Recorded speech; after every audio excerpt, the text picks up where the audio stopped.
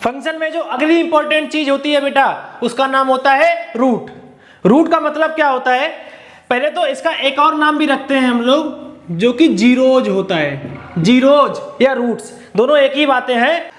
तो रूट का मतलब होता है एक्स की वो वैल्यूज जो फंक्शन में रखने पर फंक्शन लड्डू हो जाए। लड्डू का मतलब जीरो। तो अगर मैंने आपके सामने एक फंक्शन रखा है, मान लेते हैं एक पल के लिए ये x-3 है, तो x की वो वैल्यूज जो इसमें पुट करने पर इस पूरे फंक्शन की वैल्यू जीरो हो जाए, उस वैल्यू को हम लोग क्या बोलेंगे, रूट या जीरो। मतलब अगर मैं इस फंक्शन के लिए रूट निकालने का प्रयास करूं तो वो क्या आएगा, आप बोलोगे x बराबर 3 को इसमें पुट कर दो, fx क्या हो जाएगा, zero. So x is equal to 3 is the root of this function. ऐसे ही रूट हम लोग किसी भी फंक्शन का निकाल सकते हैं। जैसे मैंने कहा x² - 5, इसका रूट निकाल के बताओ। कैसे निकालोगे, आप इसको जीरो के बराबर कर दो, और जैसे ही आपने इसको जीरो के बराबर किया x की वैल्यू क्या आ गई, आप बोलोगे √5 प्लस माइनस। तो ये जो दोनों वैल्यूज है ना प्लस माइनस √5, ये इसका रूट है।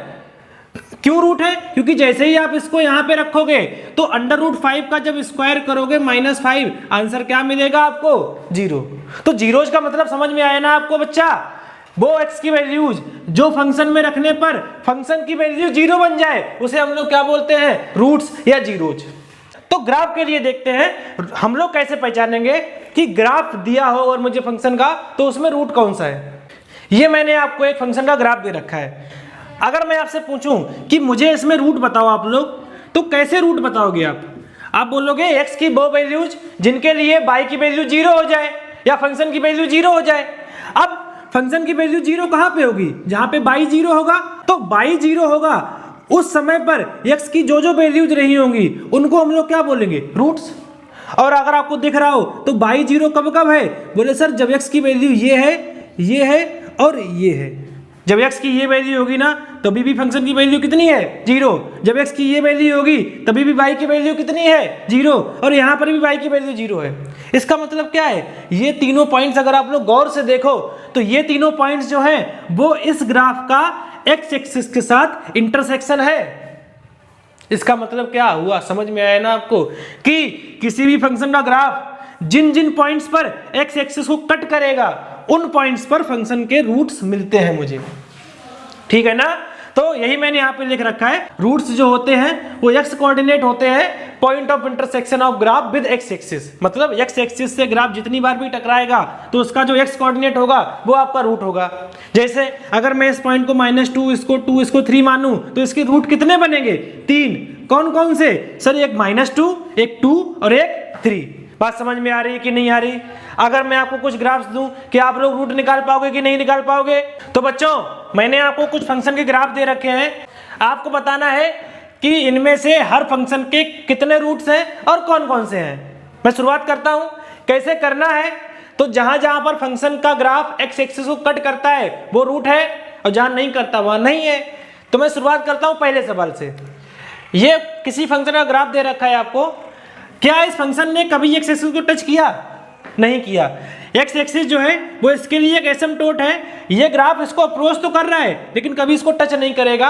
और अगर टच नहीं करेगा तो मैं क्या बोलूंगा, यहाँ पर रूट नहीं होगा, सो नो रूट, या रूट जो है वो एग्जिस्ट नहीं करता।